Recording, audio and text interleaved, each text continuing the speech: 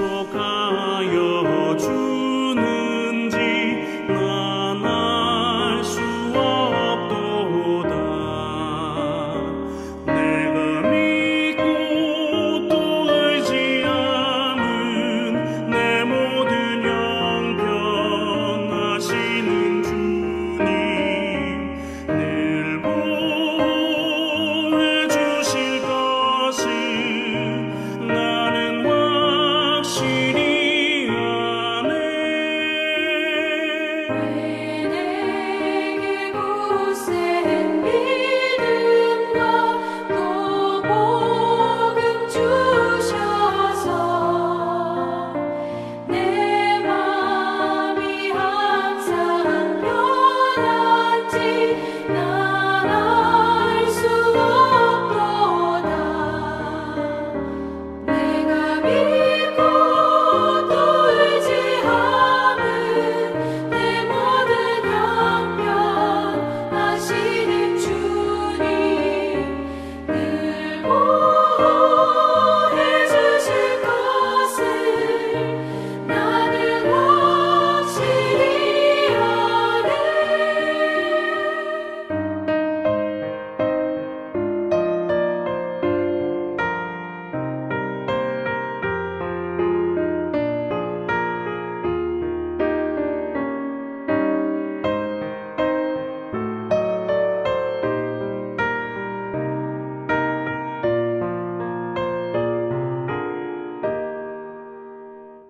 왜 내게 성령 주셔서 내 마음 감동해 주 예수 믿게 하는지 난 알 수 없도다. 내가 믿고 또 의지함은 내 모든 형편하시는 주님, 늘 보호해 주실 것을 나는 확실히 아네. 주 언제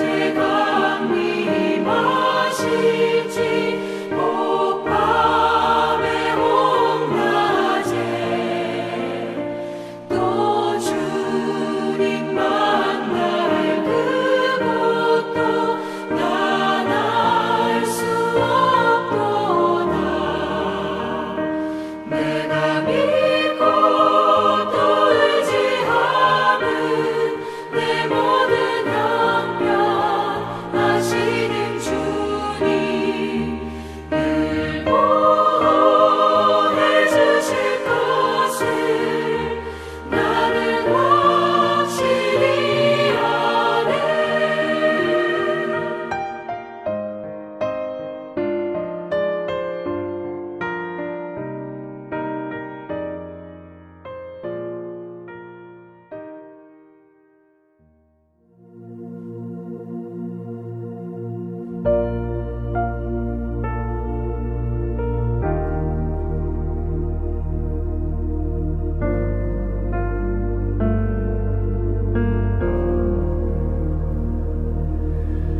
우리 주는 위대하며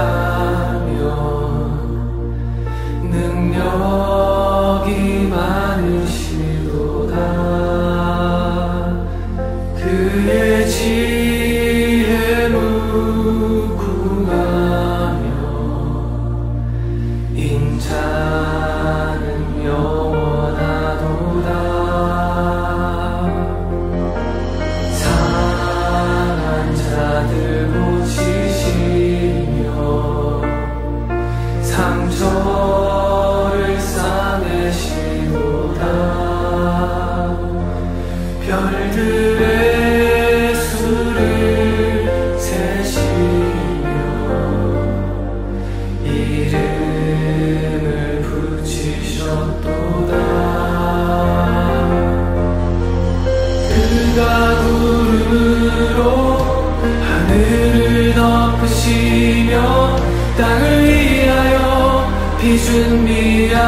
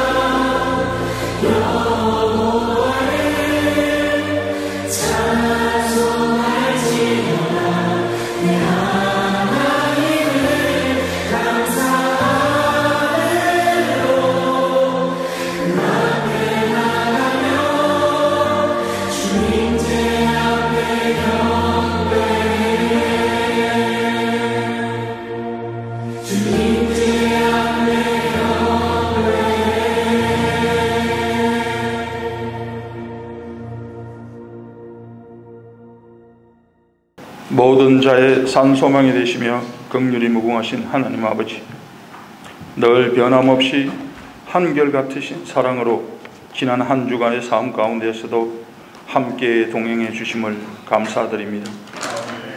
우리의 연약함을 아시고 능히 감당하며 이겨낼 수 있도록 도우시며 값없이 베푸신 은혜로 말미암아 믿음 가운데 살게 하시고 주의 날 몸된 교회로 인도해 주신 주님의 은혜에 감사와 찬송을 올려드립니다. 주님의 뜻 가운데 저희 사랑의 교회를 세우시고 복음의 진리를 전하는 교회로 세워주심을 감사드립니다. 창립기념주간으로 온 성도들이 함께 예배하게 하시고 무엇보다도 하나님 나라의 복음으로 사랑하며 가르치며 전파하며 치유하는 생명의 공동체를 세워나가는 교회, 온 성도가 한마음 한뜻으로 부활과 생명의 길로 걸어가는 공동체 되게 축복하여 주시옵소서. 너의 믿음의 확실함은 불로 연단하여도 없어질 금보다 더 귀하여 예수 그리스도께서 나타나실 때에 칭찬과 영광과 존귀를 얻게 할 것이라 말씀하셨습니다. 믿음이 연약하여 때로는 힘에 부치는 현실 가운데 낙담할 때가 많습니다. 미래에 대한 불확실, 자녀에 대한 연민, 자신 건강에 대한 염려, 일상의 모든 일 등 우리의 삶에 대해 낙담하고 근심하고 좌절하기보다는 주께 기도하며 모든 것을 믿음으로 나타낼 때, 그래서 그리스도께서 다시 오실 때에 칭찬받기에 합당한 성도들이 될 수 있도록 은혜 내려 주시옵소서. 더욱 성숙한 신앙으로 고난 중에서도 더욱 온전하고 경건하고 거룩한 마음과 자세로 살아갈 수 있도록 정금 같은 믿음을 허락하여 주시옵소서. 오늘 주일 예배 후 온 성도가 함께할 야외 행사를 축복하여 주시옵소서. 바쁜 일상을 벗어나서 기쁨과 감사한 마음으로 아름다운 자연 공간에서 함께 떡을 떼며 함께 격려하며 함께 보내는 시간을 통해 사랑의 교회가 더욱 하나님의 사랑이 넘쳐나는 믿음의 공동체를 우리 모두가 경험하는 귀한 시간 되게 하옵소서. 주님의 핏값으로 세운 교회 위에 성령의 역사를 허락하셔서 전도와 선교의 열정을 품게 하시니 감사합니다. 각 목장의 모든 형제자매들이 목장을 통해 섬기시는 선교사님들을 위해 기도와 후원으로 하나님 나라 확장에 힘을 쏟게 하옵소서. 육체의 건강으로 인해 근심하시는 모든 성도들의 아픔을 돌아보시고 회복을 통해 주의 몸된 교회를 충성되이 섬길 수 있도록 치유의 은혜도 허락하여 주시옵소서. 우리의 청년과 젊은 세대를 축복하여 주시옵소서. 학교생활, 사회생활, 바쁜 일상 가운데에서도 각자의 희생과 섬김을 통해 하나님이 원하시는 믿음의 세대를 세워나갈 수 있도록 축복하시고 매 주마다 행해지는 목장 모임을 통해 하나님에 대한 가슴 뜨거운 신앙의 고백과 서로에 대한 지치지 않는 열정과 뜨거운 사랑으로 사랑의 교회를 더욱더 하나님이 기뻐 받으시기에 부족함이 없는 교회로 무엇보다도 더욱 건강하여 세대와 세대를 이어서 주께 충성하는 교회로 인도하여 주시옵소서. 모든 지체가 한 사람 한 사람 모든 것이 주의 은혜임을 알고 귀히 준비하여 정성껏 올려드리는 예물을 기뻐 받아 주시옵시고 나누는 그리고 베푸는 삶을 통해 은혜와 축복의 통로가 되게 하여 주시옵소서. 담임 목사님의 건강을 지켜주시옵시고 오늘 대언하실 말씀을 통해 갈급한 우리의 영혼이 말씀으로 위로받게 하시고 예배의 큰 감격을 맛볼 수 있도록 축복하여 주시옵소서. 이 모든 말씀 언제나 감사와 찬양 받으시기에 합당하신 우리 주 예수 그리스도의 이름으로 기도드렸습니다. 아멘. 우리 함께 하나님 말씀 보고요, 같이 은혜를 나누도록 하겠습니다. 오늘 말씀은요, 우리 요한계시록 19장 1절부터 10절까지의 말씀 우리 함께 나누도록 하겠습니다. 같이 우리 한 절씩 읽어보도록 하겠습니다. 1절 제가 먼저 읽습니다. 이 일이 있은 뒤에 내가 들으니 하늘에 있는 큰 무리가 내는 우렁찬 음성과 같은 소리가 이렇게 울려왔습니다. 할렐루야, 구원과 영광과 권력은 우리 하나님의 것이다. 그분의 심판은 참되고 의로우시다. 음행으로 세상을 망친 그 큰 창녀를 심판하셨다. 자기 종들이 흘린 피의 원한을 그 여자에게 갚으셨다. 그들이 다시금 할렐루야 그 여자에게서 나는 연기가 영원히 올라가는구나 하고 외치니 24 장로와 내 생물이 보좌에 앉아 계신 하나님께 엎드려 경배하고 아멘 할렐루야 하고 말하였습니다. 그때에 그 보좌로부터 음성이 울려왔습니다. 하나님의 모든 종들아, 하나님을 두려워하는 사람들아, 작은 자들과 큰 자들아, 우리 하나님을 찬양하여라. 또 나는 큰 무리의 음성과 같기도 하고 큰 물소리와 같기도 하고 우렁찬 천둥 소리와 같기도 한 소리를 들었습니다. 할렐루야, 주 우리 하나님 전능하신 분께서 왕권을 잡으셨다. 기뻐하고 즐거워하며 하나님께 영광을 돌리자. 어린 양의 혼인날이 이르렀다. 그의 신부는 단장을 끝냈다. 신부에게서 빛나고 깨끗한 모시옷을 입게 하셨다. 이 모시옷은 성도들의 의로운 행위다. 또 그 천사가 나에게 말하였습니다. 어린 양의 혼인잔치에 초대를 받은 사람은 복이 있다고 기록하여라. 그리고 또 말하였습니다. 이 말씀은 하나님의 참된 말씀이다. 그때에 내가 그에게 경배 드리려고 그의 발 앞에 엎드렸더니 그가 나에게 말하였습니다. 이러지 말아라. 나도 예수의 증언을 간직하고 있는 내 동료들 가운데 하나요. 너와 같은 종이다. 경배는 하나님께 드려라. 예수의 증언은 곧 예언의 영이다. 아멘. 자, 18장까지는 기본적으로 로마에 대한 심판의 이야기입니다. 물론 그것을 가지고 로마뿐만 아니라 쭉 이어지는 모든 역사 가운데 적용할 수 있는 말씀이기도 하죠. 그런데 19장부터는 달라집니다. 19장부터는 이제 대단원의 마지막 22장을 향하여 달려가는데요. 하나님 나라의 완성의 시작이 열립니다. 자, 이렇게 새로운 장이 열리게 되어질 때 첫 번째 우리에게 등장하고 있는 보여지고 있는 모습은 무엇입니까? 그것은 바로 찬송입니다. 찬송. 그래서 우리에게 가장 중요한 오늘 우리가 첫 번째 함께 나눌 말씀의 주제는요. 우리가 불러야 되는 노래입니다. 우리가 부를 노래입니다. 그것은 할렐루야죠. 할렐루야. 구약에서는 할렐루야라고 하는 이 단어가 자주 등장을 합니다. 아무래도 히브리어니까 자주 등장을 하겠죠.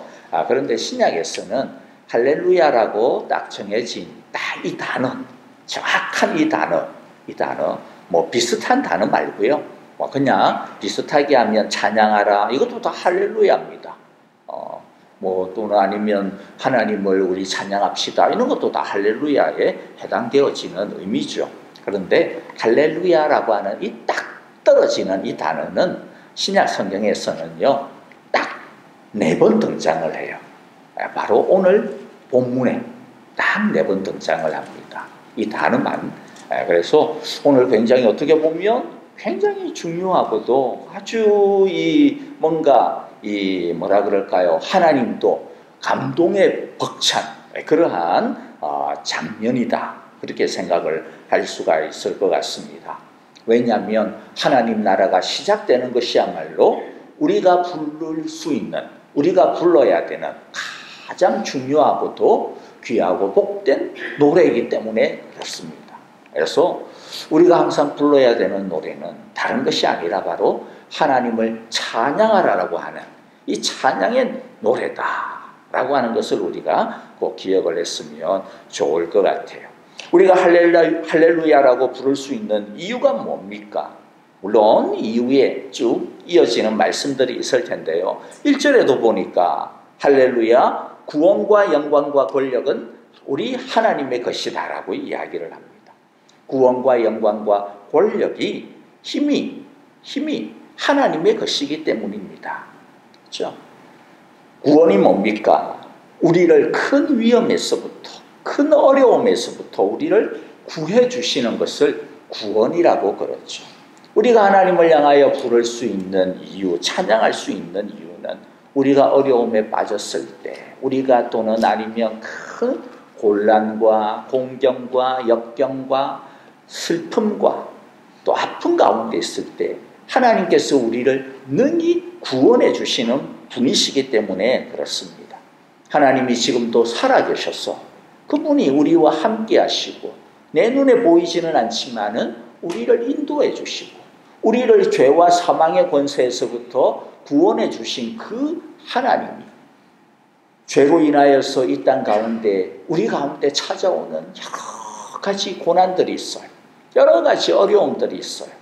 죄 중에 빠져있는 우리들이 가질 수밖에 없는 이 인간의 유한함과 연약함 때문에 당할 수밖에 없는 너무나도 약하디 약한 인생의 문제들이 있습니다. 그런데 살아계신 그 하나님이 우리를 죄와 사망에서부터 구원해 주셨는데 그렇기 때문에 그 구원의 능력이 이제 우리에게 있는 모든 삶의 연약함과 문제로부터도 우리를 구원해 주신다. 구원해 주신다. 그렇기 때문에 뭐예요? 우리는 그 하나님을 바라볼 때 할렐루야라고 찬양할 수 있는 것이죠.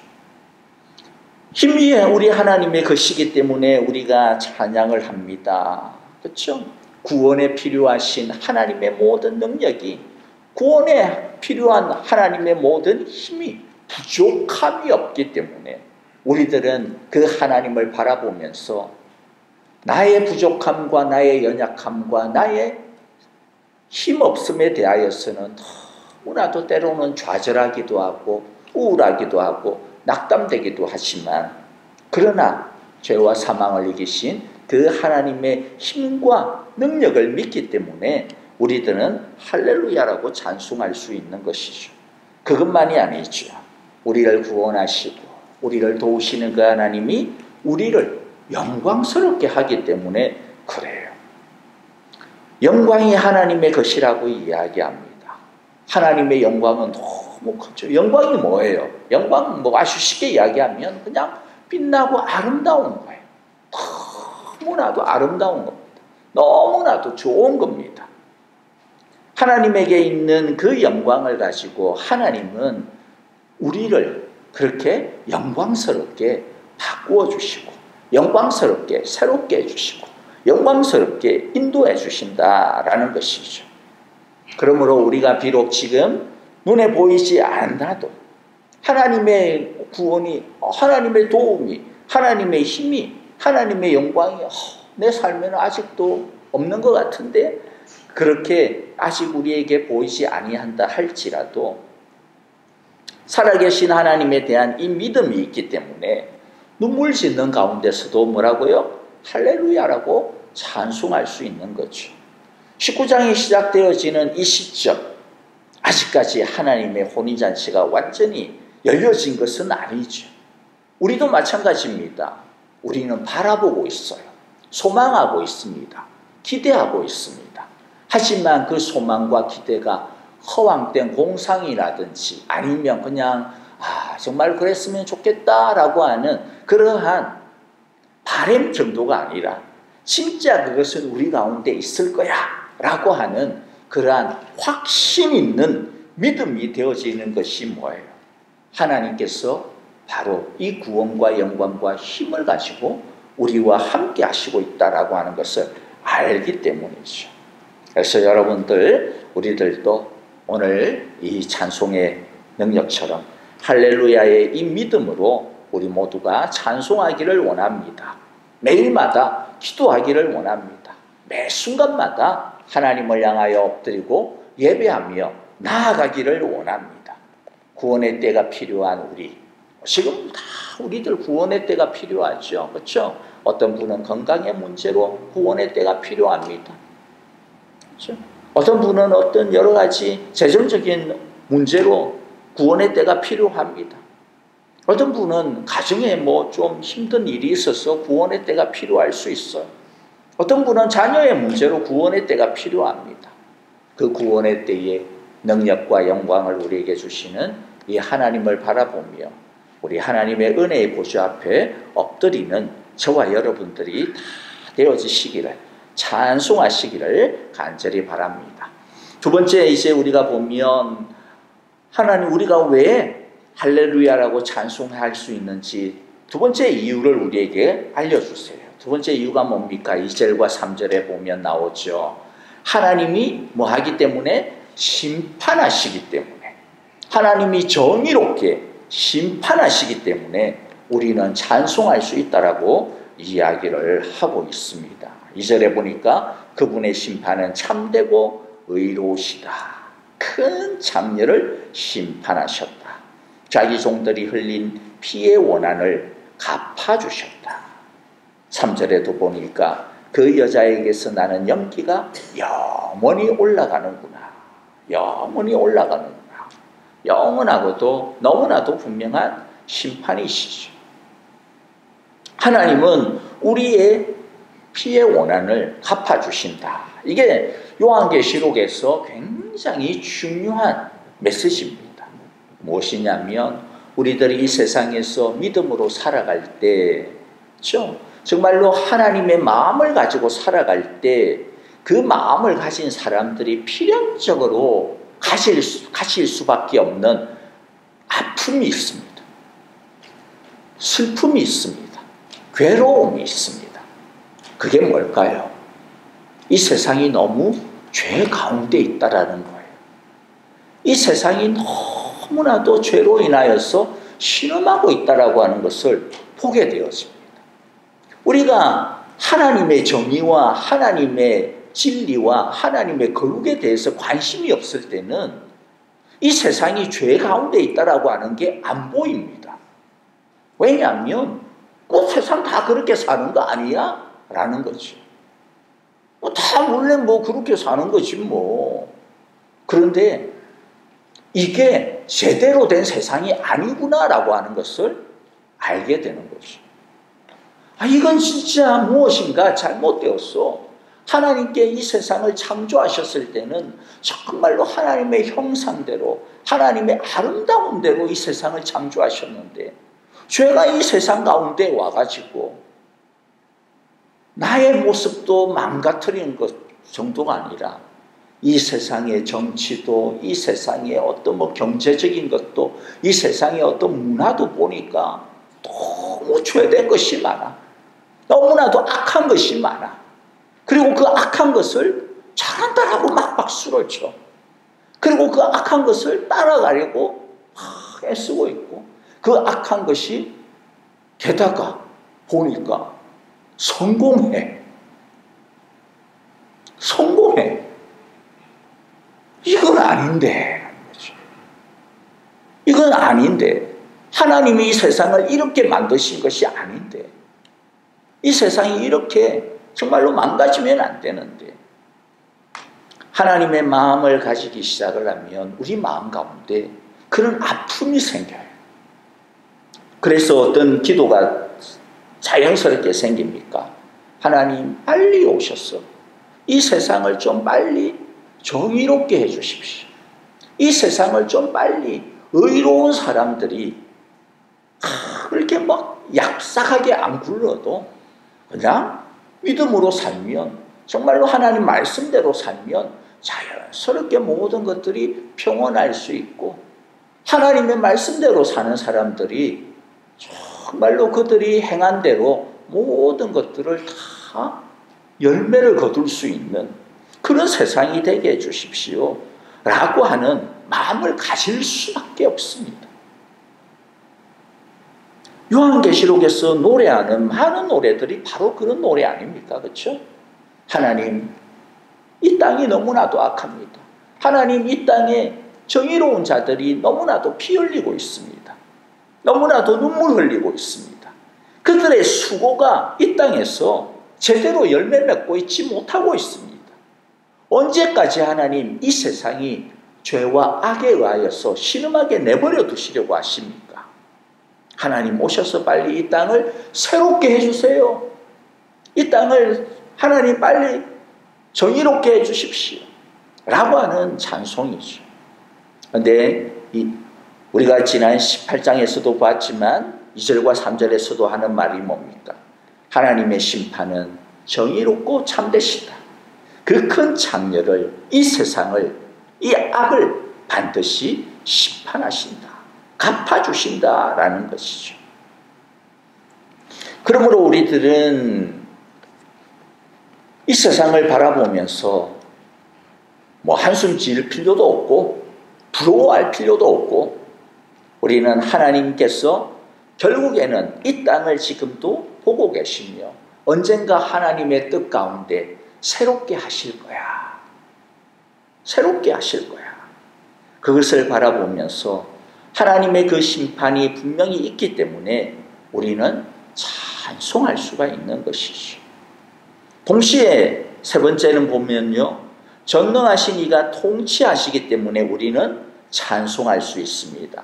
4절부터 우리가 이제 6절까지라고 표시가 되어 있는데 7절까지를 한번 읽어볼게요. 4절부터 7절을 읽어보면 하나님께서 아까 두 번째 우리가 찬송할 수 있는 이유가 뭐였어요? 하나님이 이 땅을 심판하시기 때문에. 그런데 그 심판은 자연스럽게 뭐와 연결이 될까요? 그냥 하나님이 심판만 하고 내버려 두시지는 않아요. 쉽게 말해서 무너뜨렸더라면 하나님께서 그 다음에는 뭐합니까? 새롭게 하십니다. 새롭게 하십니다. 아주 망가진 집이 있어가지고 그걸 다 부수고 난다. 우리들이 리모델링 하는 것처럼. 리모델링도 하기 너무 힘들면 이제 완전히 그냥 다 부숴버리고 새 집을 짓죠. 그것처럼 하나님은 이 세상을 다, 죄로 가득 찬 이 세상을 다 부서뜨리고 난 다음 새 집을 갖다가 지으실 거예요. 그래서 4절에 보니까 아멘 할렐루야 하고 찬송을 합니다. 그리고 5절에 그때 보좌로부터 음성이 울려옵니다. 하나님의 모든 종들아, 하나님을 두려워하는 자들아, 작은 자들과 큰 자들아, 우리 하나님을 찬송하여라. 6절에 보니까 왜 찬송합니까? 할렐루야, 우리 주 하나님 전능하신 분께서 왕권을 잡으셨다. 그리고 7절에 보니까 기뻐하고 즐거워하며 하나님께 영광을 돌리자. 어린 양의 혼인날이 이르렀다. 어린 양의 혼인날이 이르렀다. 우리들이 찬송하는 이유가 바로 이것이죠. 하나님께서 결국에는 이 땅을 새롭게 하실 그 날이 다가온다 라고 하는 것입니다. 우리가 그 날이 있기 때문에, 그렇죠?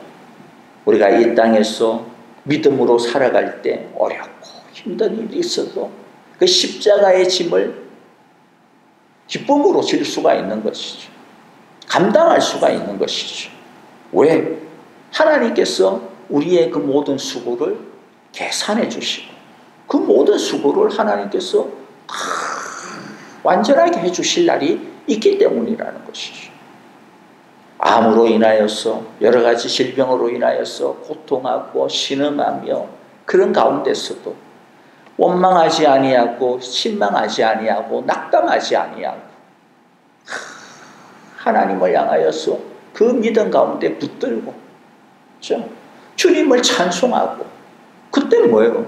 하나님께서 우리의 그 모든 기도대로, 우리의 그 모든 찬송대로 혼인날이 이르도록 주님께서 우리에게 하나님의 새 날을 주실 것이기 때문이죠. 우리가 이 세상 가운데서 여러 가지 살아가면서도 남들하고 비교하지 아니하고 경쟁하지 아니하고 남들하고 막 그 어떻게 하면 더 한 개라도 더 움켜질까 그렇게 살지 아니하고 오히려 어떻게 하면 내가 하나님께서 나에게 주신 이 재능과 이 체력과 이 건강을 가지고 나는 뭐 남들보다 남들에 비하면 한 50밖에 없지만은 그래도 이것을 가지고 내가 어떻게 하면 하나님께 기쁨이 될 수 있을까? 내가 올바르게 살아야지, 선하게 살아야지, 하나님의 뜻을 이루면서 살아야지. 그렇게 그냥 하나님 말씀 붙들고 살아가는 그 우리들을 하나님이 뭐 하셔요?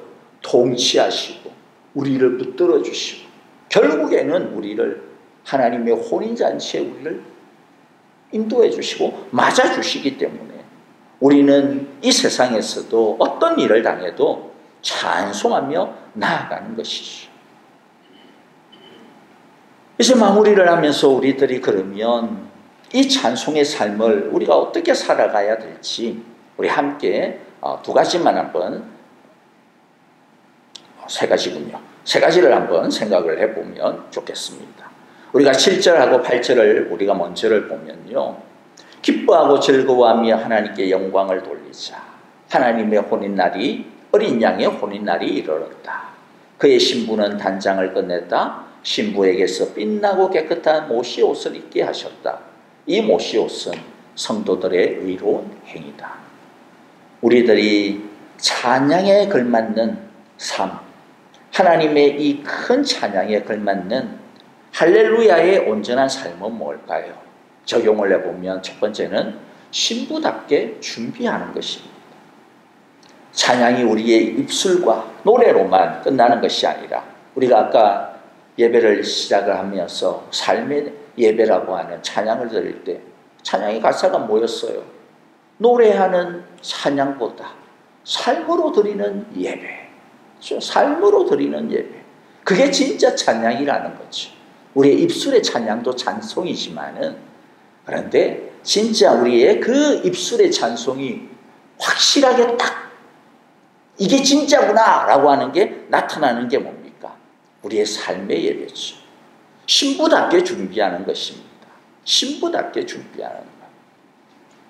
어린 양의 혼인날이 다가오는 이것을 바라볼 때 우리들이 해야 되는 게 뭡니까? 내가 내 옷을 갖다가 어떻게 준비해야 될까라고 하는 것입니다. 그런데 여러분들, 이 세상이 너무 좋으면 주님의 날이 빨리 다가오는 게 별로 좋지가 않아요. 그렇죠? 이 세상이 너무나도 나에게 있어서 기쁨을 너무 많이 주면 그거 별로 좋은 거 아닙니다. 물론 이 세상에서 우리들이 살아갈 때 기쁨을 누리는 거 그거 잘못된 거 아니에요. 그거 죄 아니에요. 하나님께서 우리에게 주신 것 감사하면서 우리가 열심히 그 모든 것들을 온전하게 정말로 잘 경영하는 것은 너무나도 중요합니다. 그러나 항상 우리가 염두에 둬야 되는 게 뭐예요? 내가 진짜 가야 되는 혼인잔치가 있어. 내가 진짜 꾸려야 되는 내 가정이 있어. 그게 어디입니까? 바로 하나님과의 그 날입니다. 하나님과의 그 혼인잔치라고 하는 것이죠. 제가 요즘 옛날 찬양을 갖다가 좀 찾아봐요. 이제 요한계시록 마지막 남은 이것과 더불어서 어떤 찬송을 불러야 되나라고 하는 것들을 고심을 하면서 찬양을 갖다가 뒤져보는데 그렇게 딱 마음에 팍 맞는 게 없어가지고 옛날에 벌써 이제 한 30년 전에 불렀던 35년 전에 불렀던 찬송들, 대학부 때 불렀던 찬송들을 쭉 보는데요. 좀 요새 찬송하고 좀 확연하게 많이 다르기는 다르더라고요. 그렇다고 해서 요새 찬송이 더 안 좋고 옛날 게 더 좋고 그런 뜻 아니에요. 찬양은 시대를 따라 바뀌어지는 겁니다.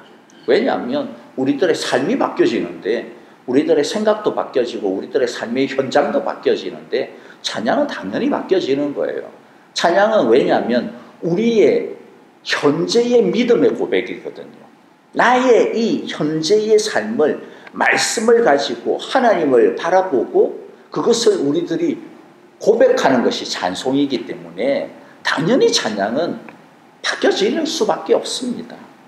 그럼에도 불구하고 옛날 찬송을 보니까 특징이 있더라고요. 첫 번째는 굉장히 단순해요. 굉장히 단순해요. 이렇게 단순해도 될까?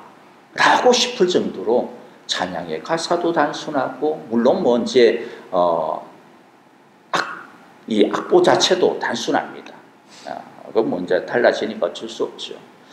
그리고 그 단순함이 보니까 왜 그럴까 하니까, 특별히 이제 30년, 40년 전에, 50년 전의 찬송들은 그런 사람들이 많이 불렀거든요. 이 세상에서 히피족으로 살다가 미국에서는 완전히 세상에서 막 마약하고 그 다음에 뭐 지 맘대로 살다가 그 예수님 믿고 돌아온 사람들이 부른 찬송들이 참 많아요. 그렇다 보니까 그들의 찬송이 자연스럽게 보니까 이렇게 복음 전도적이에요. 예수님을 믿는 것이 얼마나 좋은지, 주님의 그 십자가가 얼마나 귀한지, 자기가 얼마나 그 십자가로 인해서 변화가 되었는지, 그런 것들이 자기의 고백이기도 하지만은 다른 사람들을 향하여서, 자기와 같이 그렇게 세상 속에 있었던 그런 사람들을 향하여서 예수님이 이렇게 좋아 라고 하는 것들을 전달해 주는 그런 찬송들이 많더라고요. 그리고 또 찬송을 보니까 천국에 대한 찬송이 참 많아요. 하나님의 나라에 대한, 아주 직설적으로 천국에 대한 그런 찬송들이 참 많은 것을 보았습니다. 아마도 옛날에는 뭐 아주 삶이 좋다 그래도 여전히 뭐 어려운 점들이 있고 힘든 점들이 있고, 그리고 하나님을 만나게 되니까 이 세상에 그 좋은 것들이 좋은 게 아니라고 하는 것을 알게 되는 거예요. 자기들이 이 세상에서 그 젊음을 마음껏 발산하고 마음껏 그냥 자유를 누리고 정말로 뭐 그렇게 살아갔던 그 모든 이 세상에서의 행복, 기쁨, 자유, 그런 것들이 하나님을 만나게 되니까, 하나님의 그 나라를 알게 되니까, 이 세상에 있는 것 재미가 아니네, 하나도 재미있는 것 아니구나, 진짜 재미있는 게 아니구나, 진짜 기쁜 게 아니구나 라고 하는 것을 알게 되었던 것 같아요. 그래서 그들이 보면 천국을 소망하고 이 세상의 집보다 하나님의 집을 갈망하는 것들을 많이 보게 되었습니다. 여러분들, 우리들이 이 세상 속에서 아무리 많은 것들을 가지고 있어도 우리들이 항상 기억해야 되는 것이 뭡니까? 내가 결국에는 다시 돌아가야 될 집이 있다라는 거죠. 내가 결국에는 진짜 살아야 되는 영원한 나라가 있다라고 하는 것을 우리들이 잊으면 안 됩니다. 이 세상에서 우리들이 아무리 많은 것들을 가지고 있고 누리고 있어도 결국에는 다 두고 가야 될 것이고, 이 모든 것들은 결국에는 나중에 하나님 앞에서 계산해야 될 것들이다라는 것을 우리들이 한시도 잊어버리면 안 됩니다. 사탄은 끊임없이 우리로 하여금 이 땅의 것을 노래하게 만들 거예요. 이 땅의 것의 즐거움을 우리들이 노래하도록 자꾸만 우리들로 하여금 이 세상을 바라보게 할 겁니다. 그러나 우리들이 기억해야 될 것은 뭐예요? 정말로 죄 많은 이 세상은 내 집 아니네, 내 모든 부하는 저 천국에 있네, 그렇죠? 나의 모든 부하는, 나의 모든 진짜는 저 나라에 있다라고 하는 것을 우리들이 기억을 해야 되죠. 그럴 때 우리들이 해야 되는 게 뭡니까? 옷을 단장해야 됩니다. 신부인 우리들이 해야 되는 중요한 것이 바로 그 나라를 들어가는데, 그 혼인잔치에 들어가는데 어느 신부가 그냥 뭐 테니스 치던 옷으로, 골프 치던 옷으로 결혼식장에 가는 그런 신부가 어디 있습니까? 그렇죠? 아무리 바빠도 옷을 단장합니다. 미국은 어떻는지 모르지만은 한국에는 결혼식 날짜가 어느 정도 정해지면 빨리 정해야 되는 3가지가 있어요. 스드메, 뭔지 모르시죠? 스튜디오, 사진 촬영, 이 중요합니다. 이게 평생에 남는 거니까. 아니 그렇게 했으면 평생 동안 영원히 살아야지. 왜 그렇죠? 자, 그 다음에 드레스, 결혼 드레스, 아무거나 입을 수 없잖아요. 그 다음에 메이크업. 그래서 1년 딱 정해지면 그 당일날 그냥 메이크업 해서는 화장이 안 먹잖아요. 둥 떠잖아요. 그러니까 결혼식을 위해 가지고 1년 전부터 막 마사지도 받고 점도 빼고 막 이러면서. 왜 그래요? 결혼식이 너무나도 중요하기 때문에 그래요. 그걸 잘못했다라고 말하는 건 아니에요.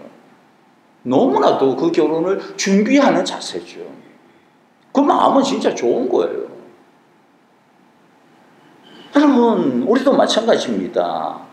오늘 보니까 아무 옷이나 입고 오면 안 된다 그러잖아요. 9절에 보니까 무슨 옷을 입고 와야 됩니까? 깨끗한 모시 옷을 입고 와야 돼요. 이 당시 모시 옷은 오늘날 모시는 모시로 그런 걸 왜 입어? 오늘날 이야기하면 비단 옷이나 마찬가지입니다. 이 당시의 모시 옷은 최고급 옷이에요. 일반인이 입을 수 있는 최고급 옷. 우리들이 준비해야 되는 옷이죠. 그런데 그 옷이 뭐라고 이야기해요? 성도의 의로운 행위다. 이것은 행위 구원을 이야기하는 게 아닙니다. 이미 구원받은, 이미 신부인 자들이, 이미 신부가 된 사람들이 우리가 우리의 삶으로 우리 주님을, 신랑 되신 우리 주님을 만나는 그것을 준비하는 행실을 뜻하는 것이죠. 여러분, 우리들이 불러야 되는 가장 아름답고 큰 노래가 바로 이 신부가 준비하는 이 의로운 행실, 옷. 이것임을 우리 기억하고 신부답게 우리 준비하는 저와 여러분들이 되기를 바라요. 9절에 보면 우리가 불러야 되는 또 찬송이 있는데요. 무슨 찬송입니까? 2절에 보니까, 9절에 보니까 또 그 천사가 나에게 말하였습니다. 어린 양의 호린잔치에 초대를 받은 사람은 복이 있다고 기록하여라. 이 말씀은 하나님의 참된 말씀이다. 할렐루야라고 우리가 찬송하는 그 이유, 그 삶은 다른 게 아닙니다. 뭐예요? 내가 얼마나 복된 사람인가를 아는 것입니다. 내가 진짜 복받은 사람이구나. 내가 진짜 복을 누리고 있는 사람이구나. 우리는 이미 혼인잔치에 초대되었으므로 이미 최고의 복을 받은 사람들이다. 받은 사람들이다. 우리 부모된 우리들 보면 자녀들을 위하여서 다 노심초사 우리 고민했던 게 다 뭡니까?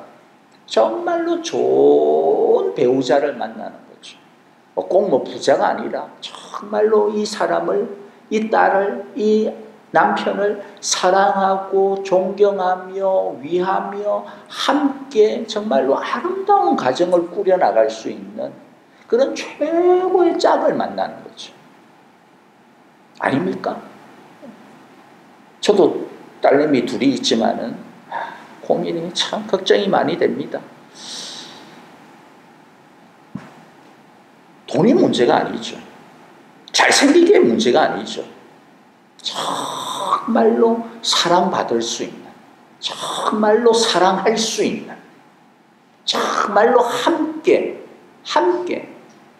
그렇죠? 서로의 부족함과 못남을 메꾸어주고 함께 성장할 수 있는, 함께 자랄 수 있는 그러한 가정을 꾸리는 것, 그러한 신부가 되는 것, 그러한 신랑이 되는 것. 그런데 우리들은 하나님의 예수님의 신부죠.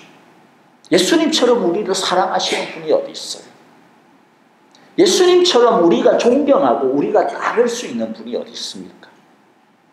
예수님처럼 우리들의 부족함과 우리들의 못남과 우리들의 허물들을 다 덮어주시고 예수님처럼 우리들을 영광스럽게 하고 우리들을 온전케 하실 분이 어디에 있습니까? 예수님처럼 우리를 행복하게 해주실 분이 어디에 있습니까? 그러므로 우리들은 이미 복받은 사람들이라는 거죠. 우리들은 이미 복된 자들이라는 거죠. 우리들은 이미 성공한 신부들이라는 것이죠. 우리들이 찬송하는 이유는 딱이 아닙니다. 주님께서 나를 이미 당신의 이 사랑받는 신부로 불러주셨구나. 내가 이런 큰 사랑 가운데 거하는 자가 되었구나. 나를 주님께서 영원히 사랑하시는 것이구나. 라고 하는 이 신부의 자리로 우리를 삼아주셨다라고 하는 이 기쁨이죠. 그러므로 오늘 우리들이 이 기쁨을 가지고 항상 찬송하는 우리 모두가 되어지기를 바랍니다. 10절에 보면 마지막에 그때에 내가 그에게 경비에 드리려고 그의 발 앞에 엎드렸더니 그가 나에게 말하였습니다. 이러지 말아라. 나도 예수의 증언을 간직하고 있는 내 동료들 가운데 하나요. 너와 같은 종이다. 경배는 하나님께 드려라. 예수의 증언은 곧 예언의 영이다. 여러분, 우리 모두 다른 것에 절하면 안 됩니다. 다른 것에 엎드리면 안 됩니다. 이 세상에 엎드리면 안 됩니다. 오직 누구께요? 하나님께 드립니다. 그러므로 저와 여러분, 큰 물소리와 우렁찬 천둥 소리와 같은 우리의 목소리와 우리의 삶을 가지고 오직 하나님께 영광과 경배를 올려드리는 저와 여러분들의 귀한 삶, 아름다운 주님의 신부, 혼인잔치를 준비하는 저와 여러분들이 다 되어지기를 간절히 축복하고 기도합니다. 우리 함께 이 시간 마무리 기도하고요, 찬송하고 마치도록 하겠습니다. 노래 부를 수 없는 이 세상에서 하나님을 향하여 찬양할 수 있는 믿음 허락하여 주시니 감사합니다. 살아계신 하나님께서 우리를 구원하시며 살아계신 하나님께서 우리를 구원하실 수 있는 무한한 능력을 우리에게 베풀어 주시며 우리를 결국에는 영광스럽게 해주실 그 하나님의 신실하심을 바라보며 우리 항상 예수님의 신부된 자들로 찬송하며 무엇보다도 삶의 찬양으로 우리 주님 앞에 엎드리게 하여 주옵소서. 이 세상을 향하여 노래하는 입술 되지 않게 하여 주시고 주님 바라보며 하나님 앞에만 경배드리는 우리 모두가 되게 하여 주옵소서. 예수님 이름으로 기도하옵나이다. 아멘. 이제는 우리 주 예수 그리스도의 크신 은혜와 하나님 아버지의 귀하신 사랑하심과 성령의 인도하시며 우리와 늘 함께 계시는 이 거룩하시고 참되신 능력이 이제 이 세상 가운데 기쁨도 있고 슬픔도 있고 여러 가지 참으로 생사고락 여러 가지들이 있지만은 우리를 구원하시며 우리를 능력으로 의롭게 하시며 우리를 이미 하나님의 혼인 어린 양의 그 잔치로 초대해 주시고 우리에게 이미 하나님의 의로운 옷을 입혀주시고 이제 우리와 더불어서 함께 동행하여서 우리를 결국에는 하나님의 그 영광의 자리에 이르도록 이끄시는 그 주님을 붙들고 이제 우리가 하나님의 그 어린 양의 혼인잔치에 주인공된 신부답게 이 세상에서 의의 옷들을 잘 준비하고 여러 가지 힘들고 어려운 것들 또는 아니면 우리의 눈을 현혹하는 것들 있어도 오직 하나님만 바라보며 찬송하며 살아가기로 오늘도 주님 앞에서 고백하고 기도하며 다짐하는 우리 모든 사랑의 교회 교우들과 주님의 귀하고 복된 자녀들과 가정 위에 이제로부터 영원토록 함께 계시기를 축원하옵나이다. 아멘.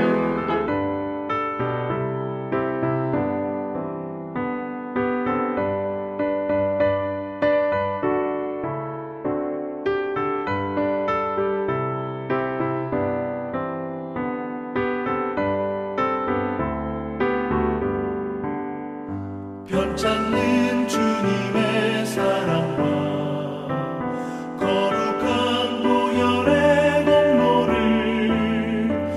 우리 다